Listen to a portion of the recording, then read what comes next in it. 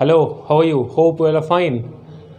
आज फिर से हाजिर हैं आपके वर्ड्स पावर को लेके और देखते हैं कि आज के क्लास में कौन कौन से वर्ड्स हैं और उसे कैसे समझना है। आज का जो हमारा पहला वर्ड है वो है परमिट। इसका जो सही उच्चारण होता है, कैसे प्रोनाउंस करेंगे तो इसे हम परमिट कहेंगे, ना कि परमिट कहेंगे। परमिट परमिट मतलब होता है अनुमति देना। जब हम किसी को कुछ अनुमति देते हैं, आज्ञा देते हैं, तो मतलब परमिशन, परमिट देते हैं, है ना। परमिट एक वर्ब है, इसका मतलब होता है अनुमति देना। अगर इसे हम सेंटेंस के तौर पे देखें तो हम कह सकते हैं you are not permitted to smoke in the hospital. आपको परमिशन नहीं है, आपको आज्ञा नहीं है, आपको अनुमति नहीं है कि आप हॉस्पिटल में क्या करें, स्मोक करें, मतलब सिगरेट पिए, है ना। उसी तरीके से हमारा दूसरा वर्ड है पिक। पिक का मतलब होता है चयन करना, छांटना या चुनना। इसको हम कह सकते हैं I was upset not to be picked for the team.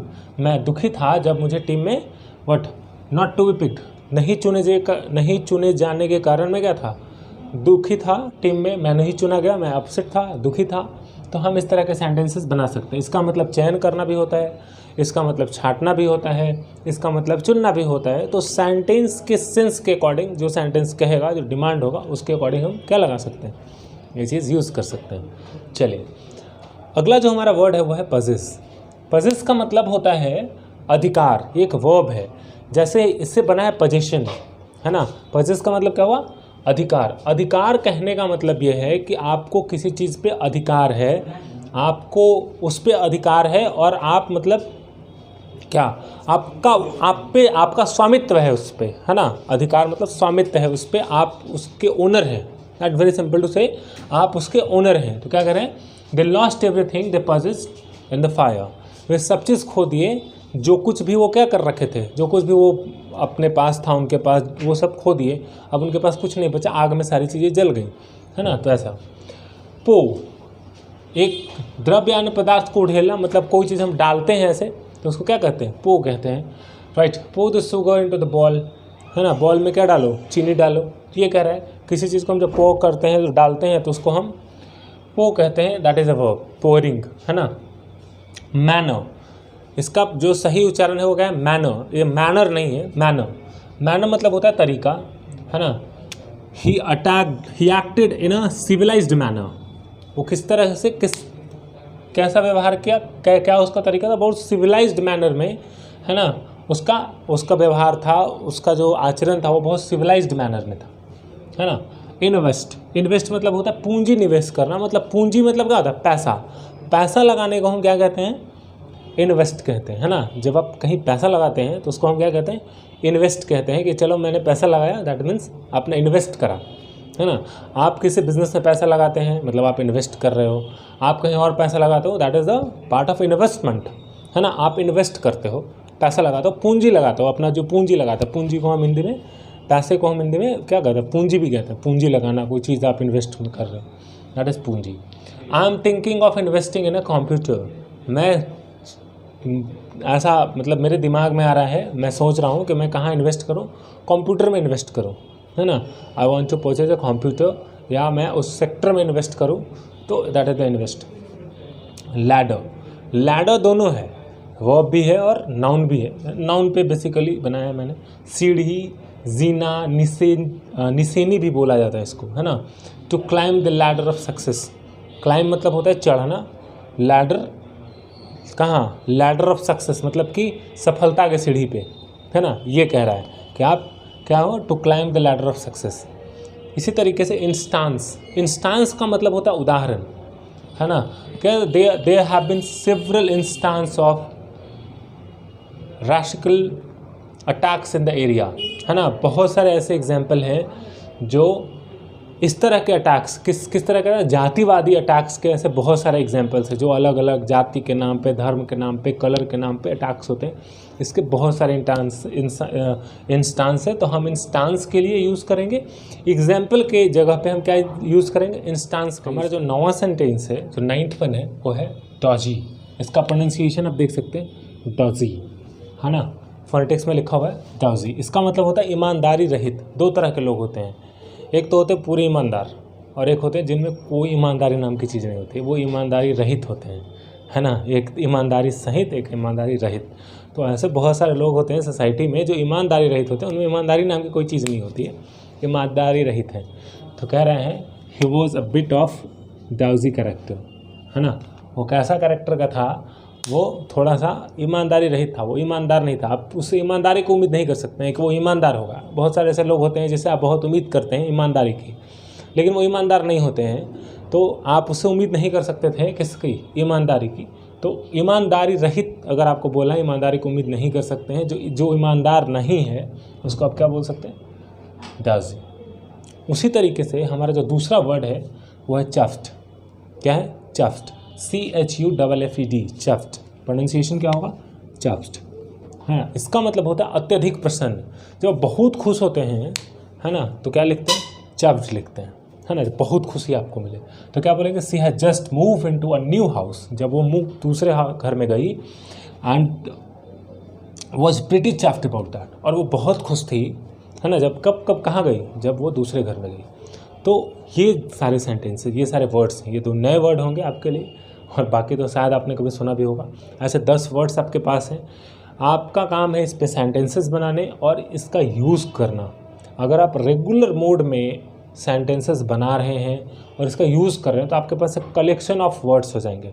मैंने आपको पहले भी कहा था कि जब आप इंग्लिश सीख रहे हैं, right, for learning English, and if you want to learn, if you want to speak in English, it's very important to write down the words in a proper way. आप सारे वर्ड्स का collection बनाएं। मैंने कहा था कि जो भी आपके अगल बगल चारों तरफ आपको वर्ड्स दिखते हैं जो आप यूज़ करते हैं, आप उसका एक डायरी बनाएं और नोट डाउन करें, है ना। तो आप ज़्यादा दिन नहीं है, कल हम आपसे मिलते हैं लाइव क्लासेस में। मतलब कल हम अपने इसी तरीके से बोर्ड पे, वो यूट्यूब नहीं होगा, आपके सामने कैमरे के सामने होंगे, आप बोल पाएंगे, हम सुन पाएंगे। तो कल के क्लास में ये करेंगे। तो इस क्लास को पूरा करना ना भूलिए, क्योंकि आज का बहुत सारा ऐसा सेगमेंट है ग्रामर का जो हम लोग टच करेंगे। हम लोग बहुत सारी चीज़ें पढ़ेंगे, और इम्पॉर्टेंट ये है कि कल के लिए जो भी कल का क्लास ज्वाइन करना चाहते हैं आप बता दें, क्योंकि मैं उनको एक स्पेशल लिंक भेज दूँ, वहाँ से वो कल का क्लास ज्वाइन कर पाएंगे। तो चलिए अब हम लोग चलते हैं अपने ग्रामर सेक्शन में। कल हम लोगों ने देखा था और ये जाना था कि प्रेजेंट परफेक्ट टेंस किसे कहते हैं, और उसके बाद ये देखे थे कि इसमें कुछ एक्सेप्शंस होते हैं जो जिसका यूज़ होता है। जैसे कि एक्सेप्शन के तौर पे हम लोगों ने देखा था कि यहाँ पे क्या यूज़ होता है, एवर का यूज़ कैसे करना है, जस्ट का यूज़ कैसे करना है, इस तरह के यूजेस को हम लोगों ने देखा था। अब सवाल ये उठता है कि हम इसका यूज़ कैसे करेंगे। कल हम लोगों ने ये जाना था कि जो प्रेजेंट परफेक्ट टेंस है वो एक कंडीशनल टेंस है। कैसा टेंस है, कंडीशनल टेंस है। इसके साथ कोई टाइम और क्लाउज नहीं आता है।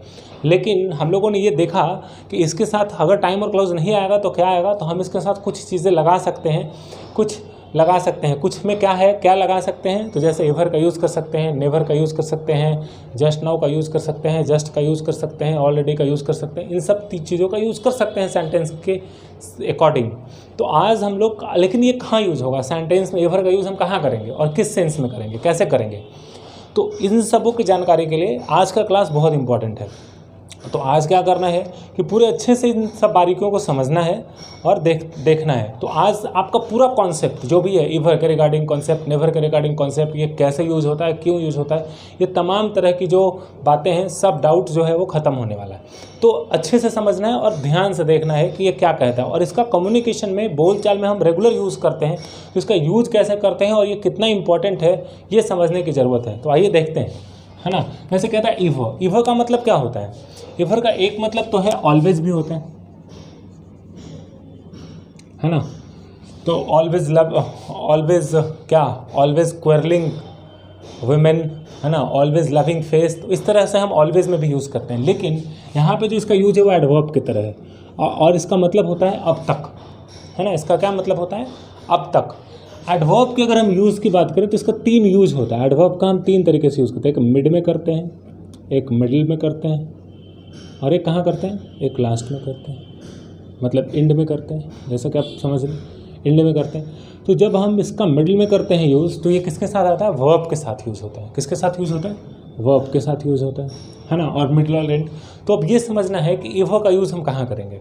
एवर का यूज़ जो होता है वो भी कहाँ पे होता है, मिड में होता है, मतलब कि वर्ब के साथ होता है। अब एवर का यूज़ क्या हम पॉजिटिव सेंटेंस में करेंगे, तो नहीं। एवर का यूज़ हम कहाँ करेंगे, इंटरोगेटिव सेंटेंस में करेंगे, मतलब कि जब हमें सवाल पूछना होगा, है ना। कहाँ करेंगे, इंटरोगेटिव सेंटेंस में। अब देखिए यहाँ पे है, have you ever been to Delhi, क्या आप कभी दिल्ली गए हैं। Have you ever been to Delhi, क्या आप कभी दिल्ली गए हैं। तो क्या आप अब तक दिल्ली गए हैं, मतलब ये पूछा जा रहा है अभी भी उसकी दिल्ली जाने की संभावना है ना। आप ये समझिए, हम उस आदमी से पूछ रहे हैं, उस शख्स से पूछ रहे हैं कि अभी वो इस इम्पैक्ट में है, अभी उस स्थिति में है कि वो क्या कर सकता है, वो दिल्ली जा सकता है ना। तब ये सेंटेंस का यूज़ किया गया, मतलब कि तब हम बोल रहे हैं कि have you ever been to Delhi, है ना। ये है जैसे यहाँ पे have you ever eaten chowmein, मतलब हम उस आदमी से पूछ रहे हैं कि क्या अभी तक आप चाउमीन खाए हैं, क्या अब तक आप चाउमीन खाए हैं। तो अब तक आप चाउमीन खाए हैं, अभी तक चाउमीन खाए हैं, क्या अब तक ये काम आप किए हैं। तो हम इसका यूज़ प्रेजेंट परफेक्ट में इसलिए कर रहे हैं कि ये बता रहे अब तक आप किए हैं। तो क्या इसका यूज़ सिर्फ प्रेजेंट परफेक्ट में ही होगा या एवर का यूज़ और कहीं भी हो सकता है। इसका यूज़ सिंपल पास्ट में भी कर सकते हैं। कब करेंगे, जब वो आदमी जब पूछें क्या गांधी जी कभी गए थे अमेरिका, पूछ सकते हैं ना। क्या कभी, मान लीजिए कोई आदमी नहीं है, क्या तुम्हारी दादी माँ कभी चाउमीन खाई थी, है ना। तो जब ये बोल रहा होगा तब हम क्या करेंगे, तब हम क्वेश्चन वाला पूछेंगे। और यहाँ पे होगा did Mahatma Gandhi ever go to America, did Mahatma Gandhi ever go to America, did you car ever broken down. अब ये कार, अब इसका मतलब क्या है, इसका मतलब ये है कि अब ये कार आपके पास नहीं है, अब महात्मा गांधी नहीं है, अब वो अमेरिका नहीं जा सकते हैं। तो किस सेंटेंस में चला गया, वो सिंपल पास्ट में चला गया। यहाँ पे जो कार की बात हो रही है वो आपके पास अब नहीं है, आपके हाथ से निकल चुकी है, लेकिन पूछा जा रहा है आपसे ये क्या कभी टूटा फूटा था, है ना। Did Premchand ever right A romantic novel, है ना। क्या कभी प्रेमचंद, अब प्रेमचंद लिख नहीं सकते हैं, है ना, लेकिन हम चेतन भगत के बारे में पूछेंगे तो यहाँ पे पूछेंगे, है ना। वो हैव के साथ यूज़ होगा प्रेजेंट परफेक्ट में। लेकिन अगर हम ऐसे शख्सियत के बारे में पूछ रहे हैं जो अब नहीं है इस दुनिया में, तो हम क्या यूज़ करेंगे, सिंपल पास्ट यूज़ करेंगे। तो ये सेंस समझना है आपको, need to understand that particular sense, तो वहाँ यूज़ करेंगे। नेवर का यूज़ कहाँ करते हैं, नेवर का यूज़ हम नेगेटिव सेंटेंस के लिए करते हैं। ऑब्वियसली नेवर है तो नेगेटिव के लिए यूज़ करेंगे। कैसे, my grandfather has never eaten chowmein, है ना। ये कह रहे हैं कि मेरे ग्रैंडफादर अब तक चाउमीन नहीं खाए हैं, हैज़ नेवर ईटन, कभी नहीं खाए। My grandmother never ate chowmein.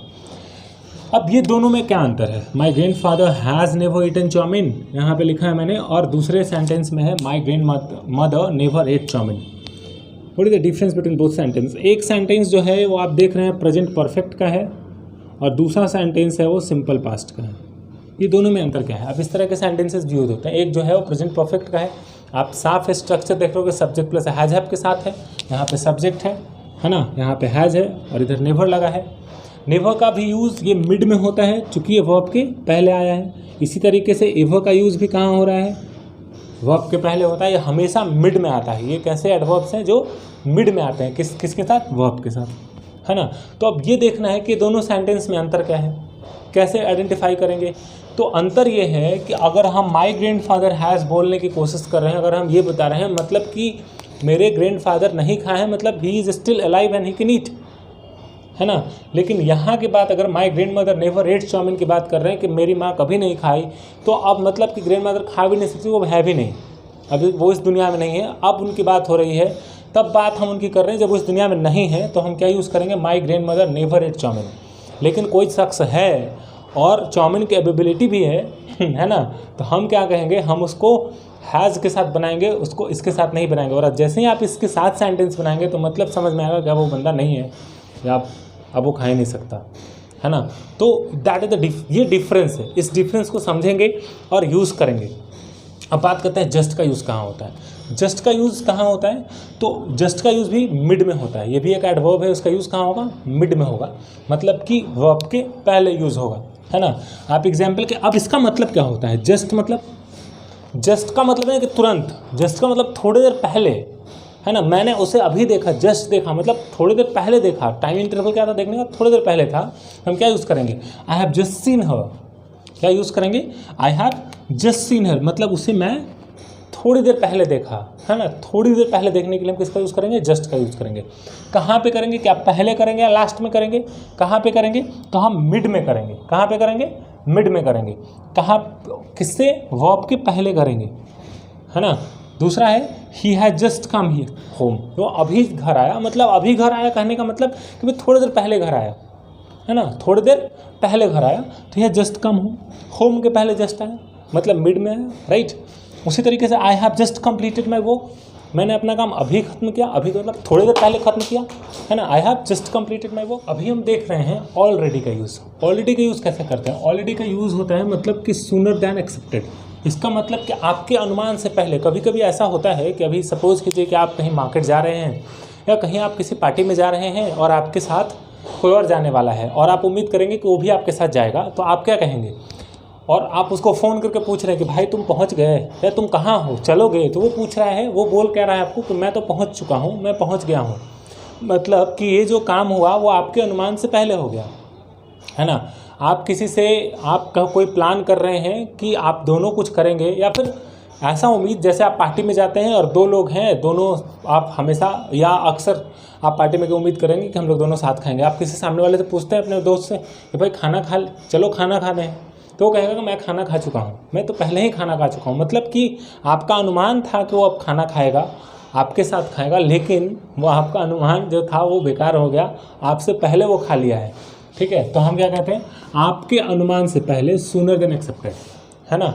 तो क्या कहेंगे, I have already had my dinner, मैं पहले ही कर चुका हूँ। तो यहाँ पे हम ऑलरेडी का यूज़ कर रहे हैं, है ना। ऑलरेडी, ऑलरेडी कहाँ पे भी आ रहा है, ये भी मिड में आ रहा है ना। आई हैव ऑलरेडी कम, मैं पहले ही आ चुका हूँ, already come. She has already gone, वो पहले ही जा चुकी है। तो हम ऑलरेडी का यूज़ कहाँ करते हैं, ये भी इसका यूज़ मिड में करते हैं। ठीक है। एडवर्ब येट जो है, एट का भी यूज़ हम प्रेजेंट परफेक्ट में करते हैं, जैसा कि हम लोगों ने कल कहा था। येट है क्या, एक एडवर्ब भी है और येट कंजंक्शन भी है। मतलब इसका यूज़ हम एडवर्ब के तौर पे भी करते हैं और किसके तौर पे करते हैं, कंजंक्शन के तौर पे भी करते हैं। जब एडवर्ब के तौर पे करते हैं तो अभी तक, है ना। इसका यूज़ हम कहाँ करते हैं, नेगेटिव में करते हैं और इंटरोगेटिव में करते हैं। और कहाँ पे करते हैं, इंड में करते हैं। मतलब इसका जो प्लेस है वो क्या है, सेंटेंस के इंड में है, लास्ट में नहीं। अब ये कभी नहीं होगा कि आप जैसे आप सेंटेंस बनाएंगे तो येट का यूज़ पहले नहीं होगा, हमेशा कब होगा, सेंटेंस के लास्ट में होगा। इस बात का ध्यान रखना है सेंटेंस बनाते समय। जैसे he has not arrived yet, है ना, वो अब तक नहीं आया, वो अभी तक नहीं आया। My work has not completed yet, मेरा जो काम है वो अभी तक ख़त्म नहीं हुआ है।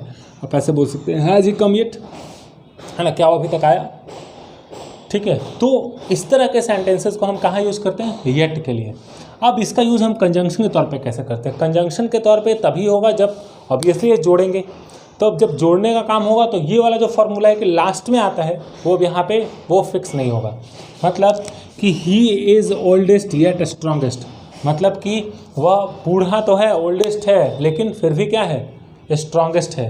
तो अब यहाँ पे किसका मतलब आ गया, ओल्डेस्ट मतलब फिर भी का, किसका आ गया, येट का मतलब यहाँ पे फिर भी का मतलब आ गया। यहाँ पे ही हैज़ अ नाइस जॉब, उसके पास एक अच्छी नौकरी है, एक बढ़िया नौकरी है, नाइस जॉब।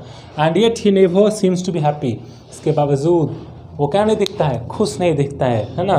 तो he has a nice job and yet he never seems to be happy, खुश तो दिखना चाहिए एटलीस्ट, है कि नहीं।